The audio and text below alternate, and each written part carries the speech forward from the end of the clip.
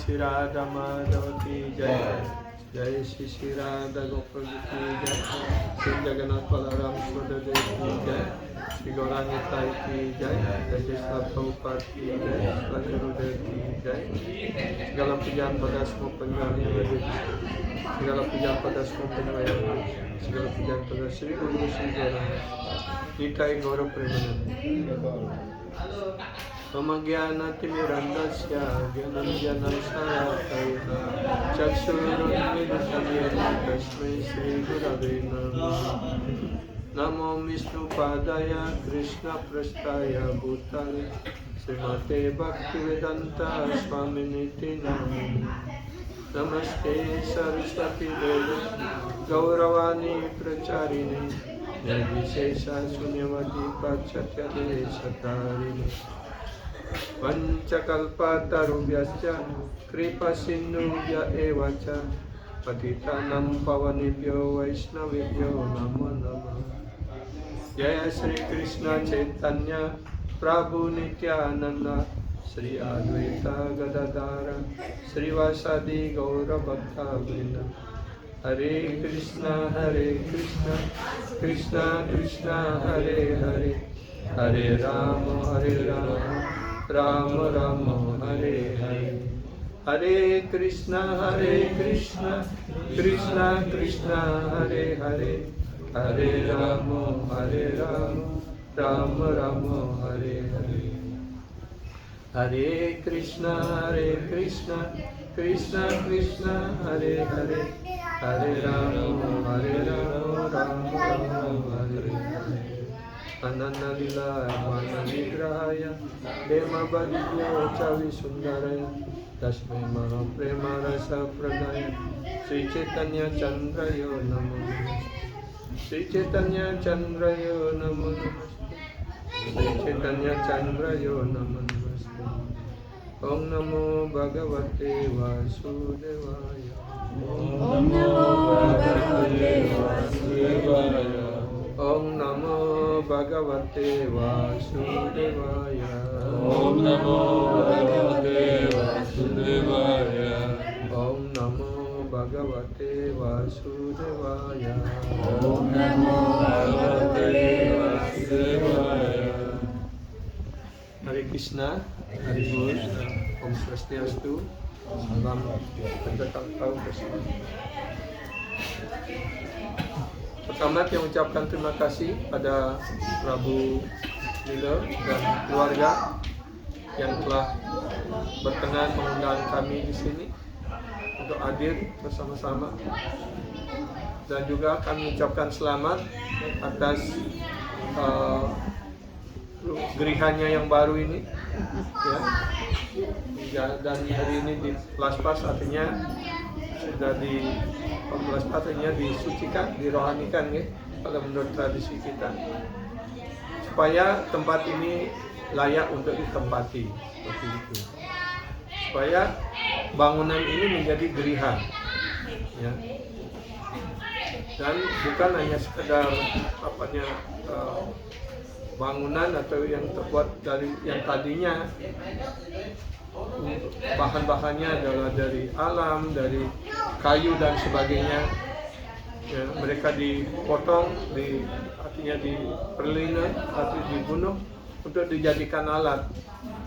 Dan pemelaspas ini artinya merevitalisasi, ya, menyucikan bahan-bahan itu yang mungkin pada saat tukang bekerja dan sebagainya ada hal-hal yang kurang baik dan sebagainya. Melalui proses pemelaspasan ini artinya kita menyucikan semuanya supaya, ya, tempat ini menjadi geriha, menjadi tempat untuk layak kita huni, untuk dapat memberikan perlindungan yang nyaman dan aman, ya, dan memberikan kebahagiaan bagi mereka ataupun keluarga yang tinggal di tempat ini. Nah, itu yang pertama harus dipahami, kenapa kita membuat rumah dan sebagainya seperti itu. Nah, yang kedua, kita ingin juga menjelaskan, ya, apa kewajiban daripada mereka yang tinggal di rumah ini, yang sebagai grihasta. Ya, grihasta artinya mereka yang menjalani kehidupan rumah tangganya sesuai dengan aturan-aturan kitab suci Weda. Ya. Sedangkan mereka yang menjalankan kehidupan rumah tangga hanya tujuannya untuk memuaskan indera-indria dan kepuasan hanya kepentingan pribadi saja, ya, maka itu disebut sebagai grihamedi. Karena itu di Weda kita ada pembagian yang jelas, istilah yang berbeda, ya, antara grihasta dan grihamedi. Nah, tugas pertama dari seorang yang hidup dalam kehidupan rumah tangga, sebagaimana kita ketahui, Sri Krishna menciptakan catur warna dan asrama. Dalam asrama dharma ini ada grihasta, ya, ada brahmacari, ada grihasta, wanaprastha, dan sannyasi. Ya. Jadi di antara 4 ini, ya, hanya grihasta yang boleh tinggal di rumah, yang boleh membuat bunga istilahnya.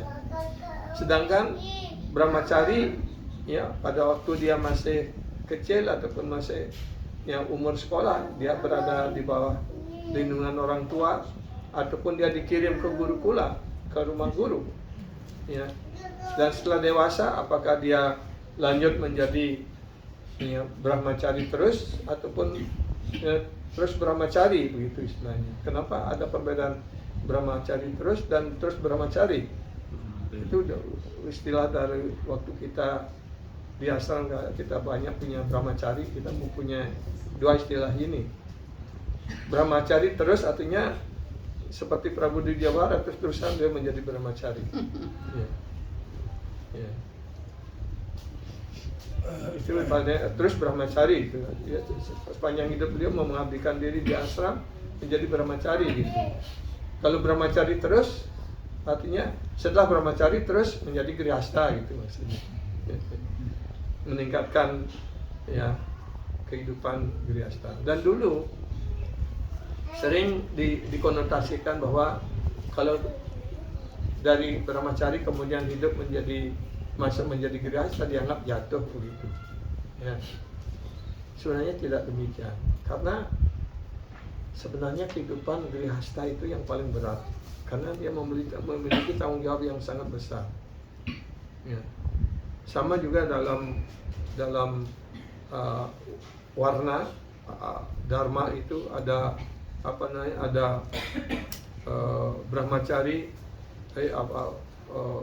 istilahnya apa? Brahmana, Ksatria, Waisya, Sudra, seperti itu. Waisya yang memiliki tanggung jawab besar dan Ksatria, karena Ksatria bertugas untuk melindungi semuanya, ya, dan juga untuk mengatur segala sesuatu berjalan dengan baik. Itu tugas Ksatria. Dan Waisya adalah bidang ekonomi, ya. Dan itu dijelaskan para Waisya dan grihasta ini sebagian dijelaskan seperti bagian perut di dalam badan kita ini, ya. Kalau sakit, perut sakit, seluruh badan sakit begitu, ya. Jadi karena terlebih lagi sekarang ini kan segala sesuatu bertumbuh pada ekonomi, ya, gitu. Nah, kembali kita ke tatanan asrama dharma ini. Jadi apa yang disebut dengan grihasta, apa kewajiban dari seorang grihasta yang hidup dalam rumah tangga seperti itu? Yang pertama jelaskan dia setiap hari harus melaksanakan pancayatnya minimal. Ya. Itu juga dijelaskan di dalam Manawdharma Sastra.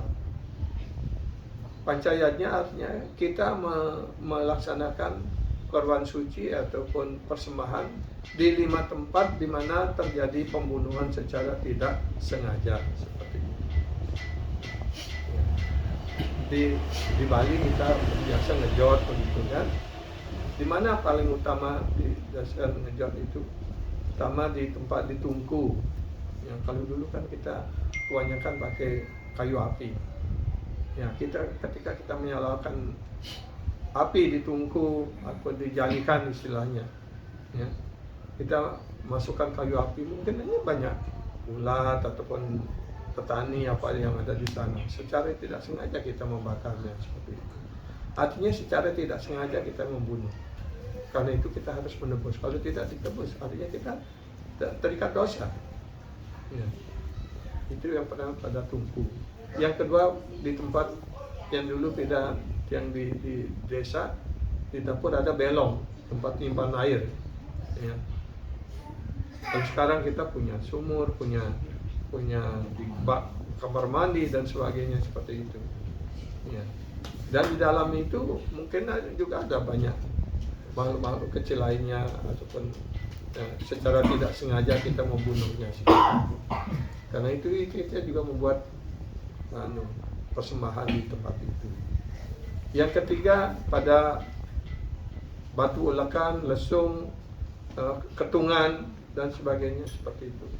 Sekarang sudah dipermodern, selip, ya, dan sebagainya seperti itu. Jadi alat-alat yang sesuai dengan perkembangan zaman itu diperluas. Ya. Jadi di tempat-tempat seperti itu, ketika kita menumbuh padi, membuat membuat umbu apa dan sebagainya, mungkin juga ada makhluk-makhluk kecil secara tidak sengaja di sana dibunuh. Ya, kemudian yang kelima adalah di tanah, di sapu. Ya, karena ketika kita nyapu, ya, mungkin banyak binatang-binatang kecil, semut apa dan sebagainya yang kita sapu, dia mati seperti itu. Ya, kemudian di tanah, di lantai seperti itu. Nah, ini jelasan ya, yang disebut dengan Pancasunu. Ya, di 5 tempat kita membunuh makhluk kecil secara tidak sengaja seperti itu. Nah, di sini juga yang kedua artinya secara tidak sengaja saja kita membunuh makhluk hidup. Ya, kita harus menebusnya. Apalagi kalau kita sengaja membunuh gitu. Karena artinya dosanya jauh lebih besar. Seperti itu. Ya. Nah, sekarang pancaya di sini ini menurut Manawada Sastra ini juga disebut dengan Pancasuna ataupun pancayatnya, korban suci di 5 tempat itu. Ya, ini kewajiban grihasta. Nah, kewajiban yang sangat penting yang lainnya dari para grihasta yang tinggal di rumah itu adalah atiti sewa. Ya. Atiti sewa artinya melayani tamu yang datang tanpa diundang, itu utamanya. Ya. Jadi ini sangat penting sekali. Di dalam kitab suci dijelaskan semiskin apapun orang ataupun hidup berumah tangga itu, dia harus melayani tamunya dengan baik. Kalau mereka tidak memiliki apapun, paling tidak dia mempunyai tikar ataupun punya lantai. Ketika tamu datang, dia paling tidak membersihkan lantainya dengan kotoran sapi kalau dibersihkan, kemudian dikasih alas. Dan ketika tamu yang tidak diundang itu datang, kita harus mencuci kakinya, mempersilahkan duduk, paling tidak kita menyuguhkan air. Itu minimal kalau orang yang paling miskin sekali. Kalau dia mempunyai fasilitas yang lebih, dia bisa melakukan pelayanan kepada tamu dengan lebih baik lagi seperti itu. Dan ini kewajiban para grihasta. Nah, ketika para grihasta melakukan kewajibannya dengan baik, ya, menyambut tamunya, melayani tamu dengan baik, maka rumah itu disebut sebagai satgriha. Ya, rumah dalam arti yang sebenarnya. Ketika tuan rumah itu melayani tamu dengan baik, ya, dan tamu itu puas, ya, karena tamu yang tidak diundang itu disebut sebagai narayana, sebagai Tuhan sendiri yang datang. Ketika tamu dilayani dengan baik dan tamu itu dipuaskan, maka Tuhan sangat puas. Itu jelasnya. Ya, karena itu penting sekali. Rumah ini artinya berfungsi juga untuk itu. Ya, bagaimana kita melayani tamu dengan baik dan jangan pernah mengecewakan tamu. Ya. Dan itu juga dijelaskan seperti pohon yang banyak buah dan orang datang ke sana itu untuk mendapatkan banyak hal, ada mendapatkan buahnya, mendapatkan daunnya, yang bahkan kulitnya dan sebagainya seperti itu. Ya. Dijelaskan seperti apanya satgriha atau rumah yang dalam arti yang sebenarnya. Ya. Nah, kalau orang yang mempunyai fasilitas yang baik, yang segala sesuatu ada di rumah, tapi dia tidak pernah menghormati tamu, bahkan dia ketika tamu datang begitu, ya, bahkan dia memelototkan matanya dan mengusir tamu itu, dia pasti akan masuk neraka. Dan ketika dia masuk neraka, itu burung-burung ya seperti elang dan sebagainya akan menyerang mereka dan menyotot matanya. Ya. Ya, seperti itu hukumannya di neraka kalau orang yang tidak mau menerima dan melayani tamu seperti itu. Nah, rumah yang tidak pernah mau melayani tamu seperti itu, jadi diibaratkan seperti pohon yang rindang, terus banyak buah dan sebagainya seperti itu. Tapi di sana banyak ular yang tinggal. Ya, sehingga ketika orang mau datang sana, jangan sana, ada ular di sana.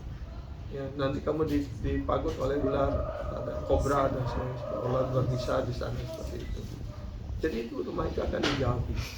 Ya, jadi itu dibedakan seperti itu. Nah di sini dalam hal ini ada dua contoh, ya, bagaimana ya orang yang melayani tamu dengan baik. Ya, di Srimad Bhagavatam ada contoh daripada Maradanti Dewa. Ya. Maradanti Dewa ini beliau sangat penuh toleransi dan beliau tidak pernah memikirkan kepentingan beliau sendiri. Beliau sadar sepenuhnya akan Tuhan, akan Krishna, dan melihat setiap ya bahwa Tuhan sebagai Paramatma ada dalam hati setiap jiwa dan setiap makhluk hidup. Karena itu beliau sangat menghormati tamu-tamunya seperti menghormati Tuhan sendiri, karena dia mengerti bahwa dalam hati setiap orang ada Tuhan, ada Paramatma dari sana. Kemudian suatu ketika beliau setiap tamu datang beliau melayani dengan baik seperti itu. Puncaknya ini jelaskan adalah beliau melakukan puasa selama 48 hari tanpa makan, tanpa minum seperti itu. Ya, seperti waktu Nirjala yang lalu ini mungkin banyak jemaah yang puasa penuh tanpa air seperti itu. Ya, bukan hanya satu hari. Kalau Nirjala kan 1 hari saja. Bayangkan kalau 48 hari puasa seperti itu, dan seluruh keluarganya juga puasa sampai mereka tidak tahan begitu. Setelah pada hari ke-48 itu, pada sudah saatnya pagi itu sudah dipersiapkan persad yang sangat luar biasa, terbuat dari biji-bijian, tepung, ghee dan sebagainya seperti itu. Sudah dipersembahkan. Ketika Maradanti Dewa sudah disuguhkan bagiannya, tiba-tiba datang seorang Brahmana, ya, dan mengatakan, oh saya lapar, saya minta makan. Maradanti Dewa kemudian membagi bagian beliau itu, bagi berdua, sebagian diberikan kepada para Brahmana, pada Brahmana yang datang. Setelah beliau menikmati ya tamu dan tamunya makan gitu, kemudian beliau pergi.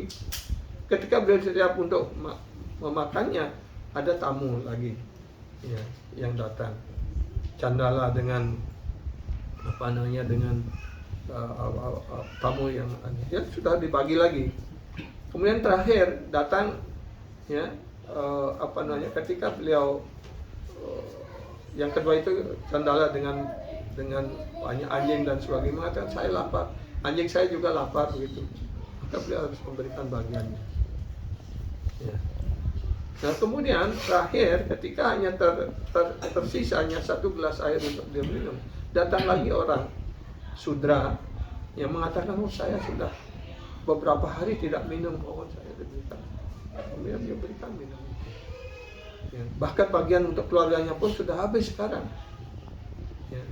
Dan dalam keadaan seperti itu, ya dia tetap toleransi dan hanya menyampaikan doa kepada Tuhan. Akhirnya Tuhan sendiri, Sri Wisnu sendiri muncul di hadapan Ranti Dewa dan mengatakan, ya, kamu sudah lulus ujian. Ya, jadi beliau yang menjadi tamu-tamu itu untuk menguji sejauh mana toleransi dan apa ya, keteguhan tapasnya daripada Ranti Dewa ini. Ya. Hanya karena beliau sepanjang hidupnya berbagi seperti itu dan sangat bertoleransi seperti itu, lulus ujian, bahkan dia langsung dia pulang ke dunia rohani seperti itu. Ya, bayangkan betapa mulianya hanya dengan melayani tamu seperti itu, ya, dia bisa mencapai kehidupan yang sukses di dunia materi ini. Ya. Nah, yang kedua, ya, contoh ini juga itu adalah Ramanujacharya. Ketika beliau masih Grihasta, beliau juga sudah mengajarkan keluarganya untuk selalu melayani tamu, para brahmana dan siapapun yang datang dengan ke keluarganya itu dengan baik seperti itu. Ya. Tapi istrinya ini sebenarnya ogah-ogahan itu karena takut sama suaminya, sama Ramanuja. Ya. Ketika suaminya datang, dia melayani tamu dengan baik. Gitu. Tapi ketika Ramanuja tidak ada di rumah, ketika ada brahmana datang, beliau bukannya melayani, bahkan mencaci maki dan mengusirnya. Kamu kira ini rumah keluargamu? Ya, ini makanan kamu begitu. Ya, saya susah-susah masak, kamu hanya datang ini makan saja begitu. Bahkan diusiri begitu. Dan beberapa kali terjadi begitu. Nah, suatu ketika Ramanuja tidak di rumah, tidak ada seorang brahmana lagi yang datang, dan siang hari sudah kehausan, lapar dan sebagainya seperti itu. Tapi dia diusir oleh istrinya Ramanujacharya. Kemudian dia pergi dan di tengah jalan bertemu dengan Ramanujacharya. Dan Ramanujacharya, kenapa anda panas-panasan begini, kelihatan sangat lelah sekali. Ayo, apakah anda tidak mampir ke rumah tadi? Ya, saya sudah mampir, tapi istri kamu galak sekali, saya diusir, dicaci maki seperti itu. Ya, sehingga saya tidak, ya, lapar, haus dan tidak ada tempat lagi saya untuk makan. Nah, kemudian sebenarnya Ramanuja menjadi marah sekali. Kemudian dia menulis sebuah surat. Ya. Dan di surat itu mengatakan bahwa seolah-olah surat itu dikirim oleh orang tua dari istri Ramanujacharya. Ya. Dan dititipkan kepada brahmana itu. Dia mengatakan, segeralah pulang hari ini juga, karena besok adalah upacara wiwaha dari saudaramu, atau adiknya ataupun kakaknya istilahnya. Seperti itu. Maka kemudian ya, brahmana yang tadinya sudah diusir itu disuruh datang lagi ke rumah itu membawa surat ini yang dikirim oleh orang tuanya, ya. Dan disuruh menyampaikan, karena tadi kamu mengusir saya begitu galak, saya lupa untuk menyampaikan surat. Sebenarnya saya diutus ke sini untuk bawa surat ini oleh orang tua kamu begitu. Nah, setelah surat itu disampaikan, dia membacanya, dia sangat gembira sekali. Ya. Kemudian dia melayani brahmana itu dengan baik sekali seperti itu. Dan sambil melayani, ketika brahmana itu sudah sudah makan, sudah dilayani, dan juga disuruh untuk mengantarkan istri dari Ramanuja itu untuk pulang kampung gitu istilahnya. Maka setelah itu dia mengemas barangnya dan pulang begitu. Nah, sebenarnya Ramanuja ini sangat jengkel kepada istrinya karena tidak melayani kamu dengan baik. Ya.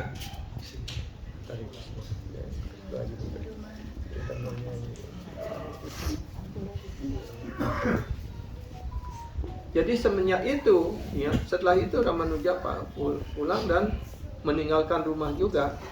Artinya dia diceraikan, istrinya dipulangkan ke orang tuanya, dan Ramanuja pergi ke Trichy, ya, untuk bertemu dengan guru pengajian dia di sana, ya, dan akhirnya menjadi sannyas di sana seperti itu. Nah, ini dua contoh ini yang menunjukkan betapa pentingnya, ya, kita dalam kehidupan rumah tangga ini untuk melaksanakan tugas-tugas yang sangat penting ini bagi kita, ya, terutama untuk melayani tamu, ya, terutama tamu yang tidak undang, datang, karena itu dilaksanakan sebagai utusan Tuhan. Dan juga tamu yang kita undang sengaja harus dilayani lebih baik lagi. Seperti contoh orang tua Srila Prabhupada, ayah Srila Prabhupada, ya. Beliau sebenarnya punya toko kain, ya. Dan beliau, kalau teman-teman beliau di deretan toko yang sama itu, mereka berlama-lama untuk membuka toko pagi-pagi, gitu, supaya mendapatkan, kalau dibuka lebih awal kan dapat pelanggan lebih awal begitu. Tapi orang tua Prabhupada, ayah Prabhupada, beliau santai saja, karena pagi-pagi beliau sebagai Brahmana, Vaishnava, beliau harus melayani arca dulu, arcanam dulu dan sebagainya. Setelah beliau mempersembahkan boga dan sebagainya, beliau mengundang tamu-tamu untuk datang. Setiap hari beliau melayani tamu, sannyas ataupun orang pejalan dan sebagainya seperti itu. Sebelum beliau selesai melayani semua ini dan beliau sendiri harus setelah itu beliau makan, sarapan, baru beliau pergi ke toko begitu. Kadang-kadang jam 10, jam 11 baru beliau ke toko. Ya. Tapi beliau tidak pernah khawatir untuk kehilangan pelanggan. Itu.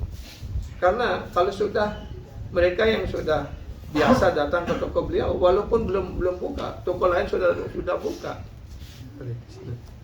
Ya.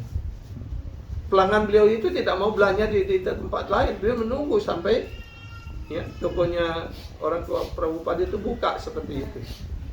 Ya. Nah ini juga sebagai contoh, ya, kalau kita melayani tamu dan melakukan tugas kita dalam Saran Krishna ini dengan sebaik-baiknya, maka ketika rezeki memang sudah akan menjadi milik kita, walaupun kita datang terlambat, pasti akan, karena Krishna yang akan mengatur segala sesuatunya. Seperti itu. Nah ini contoh-contoh untuk kita semua, ya, bagaimana kita dalam kehidupan rumah tangga ini kita melakukan tugas dan kewajiban kita dengan sebaik-baiknya, ya. Dan karena kita juga sebagai penyembah, yang terpenting juga bagaimana menjadikan rumah itu adalah sebagai rumahnya Krishna. Ini Srila Bhaktivinoda Thakur mengajarkan bahwa rumah ini adalah milik Krishna. Jadikan Krishna yang menjadi ya, center atau menjadi pusat kegiatan kita, dan menjadikan Krishna sebagai tuan rumah di rumah ini, dan kita semuanya.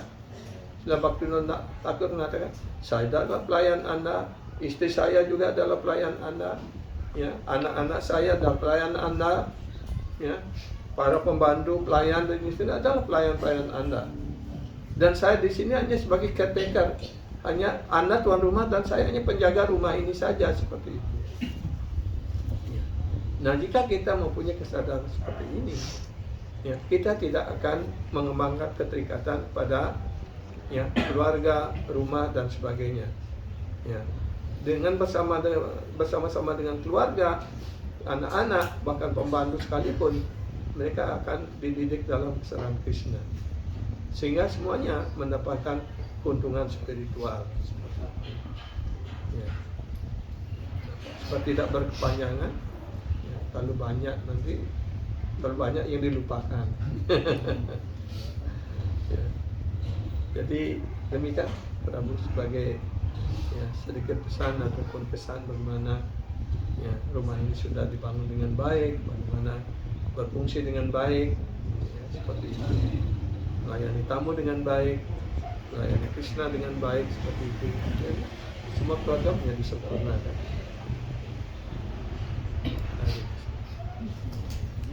Kalau ada mungkin pertanyaan atau komen, silakan. Ada saudara-saudara kami di sini, Prabu Jenderal, Prabu Narasimha, mungkin ada pesan dan pesan. Ya. Samatra.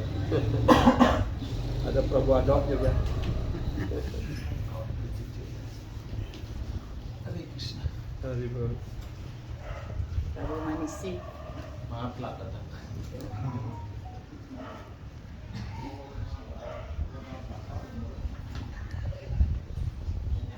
Ada pertanyaan atau komen? Kalau tidak, ya dilanjutkan dengan ya, acara berikutnya yang sudah ditunggu bersama-sama.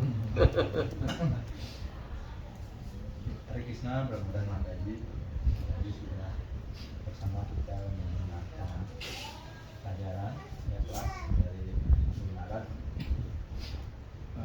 Kemudian acara yang terakhir yaitu melayani pesanan. Yang mohon Bapak dan Mas Adi silakan padanya ini sadamlah dengan puas ya, yang bahagia yang luar biasa banyak makan ini. Kalau ada sisa mari kita kumpul sekarang. Disuruh dulu Maret dan masak dikit. Besok jam berapa acara di Asam lagi? Jam 9.30. 9.30. Ya sekalian kami menyampaikan untuk bisa hadir besok di Asam saudara siswa, karena besok kita melaksanakan festival perayaan Senanan Yatra.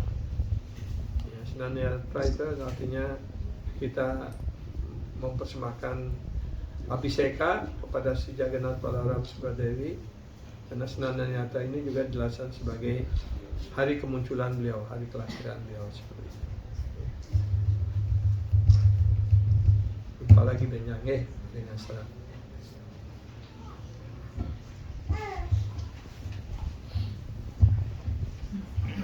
Pak gede nggih, yang ngenten galah, dengan serang. Ini newcomer, pendatang baru Pak Ya, Gede baru pertama atau kali beliau Yang manisi ikut. kami ketemuan di asrama. Mungkin Prabu Bau mungkin bisa, atau Prabu Nino bisa hubungi juga Prabu Dewi sekarang. Dewi sekarang.